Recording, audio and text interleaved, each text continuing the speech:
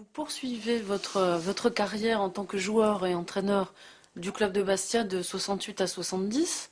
Ensuite, vous mettez un terme à votre carrière professionnelle. Vous passez ensuite à l'échelon de l'entraînement. L'entraîneur, vous devenez donc un membre très important de l'encadrement du football algérien. Pouvez nous dire quels sont les faits marquants pour vous de votre expérience concernant l'équipe militaire algérienne des années 70? D'abord, avant d'arriver à l'équipe militaire, il Oui, faut dire à Bastia qu'est-ce qui s'est passé, hein. dites-moi. À Bastia, bon, moi, encore une fois, je reviens sur. Je fais une Coupe de France, je marque 2 buts. Tout le monde regarde ce match, etc. Et comme par hasard, il n'y a que Bastia qui me demande. Comme par hasard.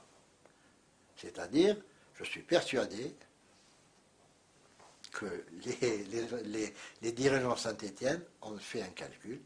Ils ont dit, écoute, si on le laisse partir dans un grand club, il va flamber sûrement, il avait 30 ans. Sûrement qu'il va flamber, il va démontrer qu'on aurait dû le garder, etc. Ils m'ont donné à Bastia, et le seul club qui m'est demandé. À Bastia, je tombe dans un club où l'entraîneur paie son âme, un entraîneur qui était un adepte du jeu défensif. Donc je tombe là-bas, je me retrouve avec des ballons en l'air dans de la défense à l'attaque. Donc j'étais au milieu comme un prisonnier. Moitié de saison, mauvais résultat, les dirigeants liquident l'entraîneur, ils me demandent de jouer et d'entraîner. Est-ce que c'est possible? Je dis bien sûr que c'est possible. De toute façon, c'est. Alors j'ai continué à jouer et à entraîner.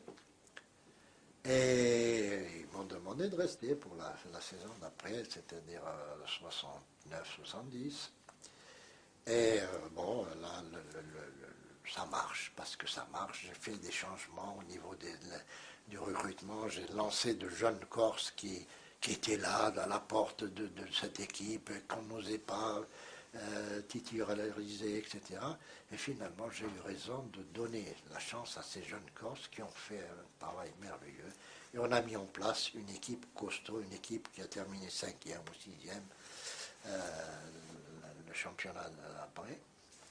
Et comme bien sûr, je suis très demandé par l'Algérie, puisqu'on m'a demandé en 58, en 68, on est venu, 68, on est venu me voir. Mais ils ont envoyé toujours un copain à moi. Les dirigeants algériens ont envoyé un copain à moi à Bastia pour discuter, etc. Il m'a dit, écoute, voilà, je suis envoyé par tel, etc. Il faut rentrer parce qu'on a besoin de toi. J'ai dit, écoute, dans le temps, c'était au nom de la Révolution, c'était là, etc.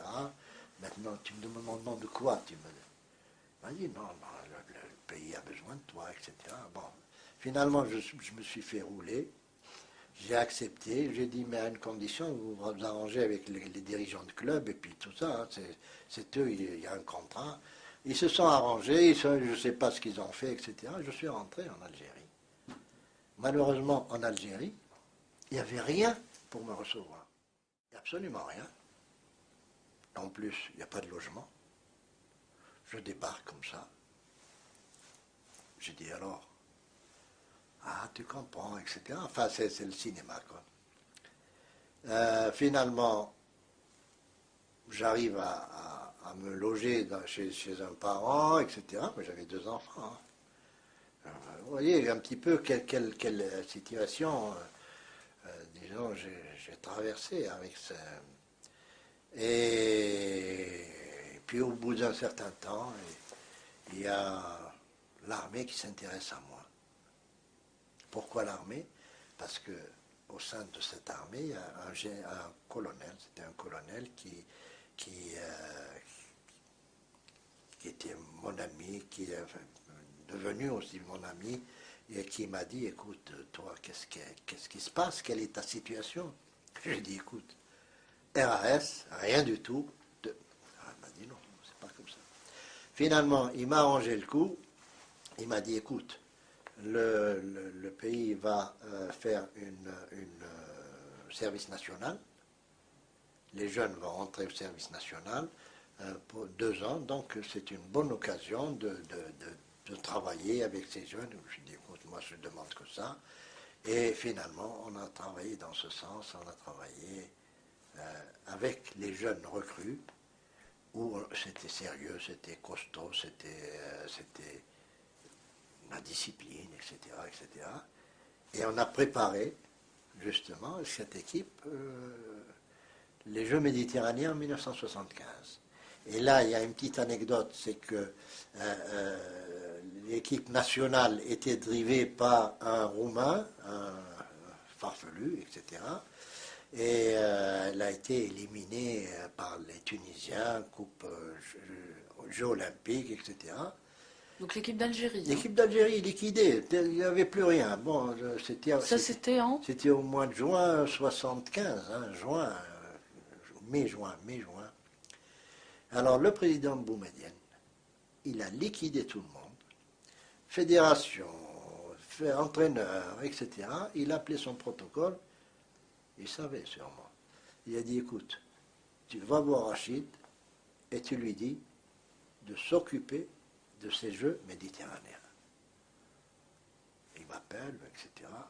Bon, il me dit, voilà, et le président, etc. Je dis, écoute, nous on est prêts.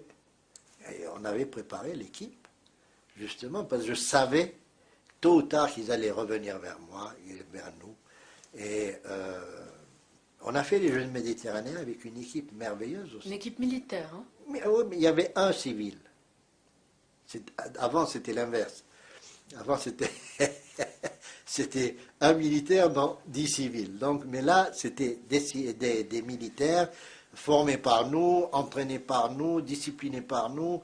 Quand je dis nous, c'est l'équipe du FLN. Hein. Vous aviez appelé vos camarades Bien avec vous? sûr, hein, bien sûr. Il y avait qui avec vous? Il y avait les deux frères Soukan, il y avait Amaroua, il y avait Mazouza, il y avait Zouba. D'ailleurs, c'est très simple. Après les Jeux méditerranéens que nous avons gagnés d'une façon merveilleuse. Et aussi avec beaucoup de chance, parce qu'en finale, on jouait contre la France et on perdait 1-0 à 1 minute de la fin. 1-0. Malheureuse, dites. Contre la France, il y a notre ailier droit qui déborde, il fait un centre, et un défenseur qui va en courant comme ça, il marque contre son camp. Mamma mia. C'était la joie. Bon, après, il y a eu les prolongations, les abattus, c'était merveilleux. C'était une deuxième indépendance. Avec cette équipe du FLN, et c'est pour ça que je dis, à partir de là, nous avons fait un travail en profondeur qui a fait qu'on a retrouvé l'équipe de 82. Attention, hein, je déroule un petit peu. On fait un travail d'organisation à travers tout le territoire. Nous avons mis des gens à travers tout le territoire et surtout pour des jeunes. D'ailleurs, c'est ce que je suis en train de batailler pour leur dire, écoutez, arrêtez de vous casser les pieds avec cette équipe nationale, travaillez en profondeur, c'est beaucoup mieux, etc. Bon, je crois que ça On y reviendra, on y reviendra.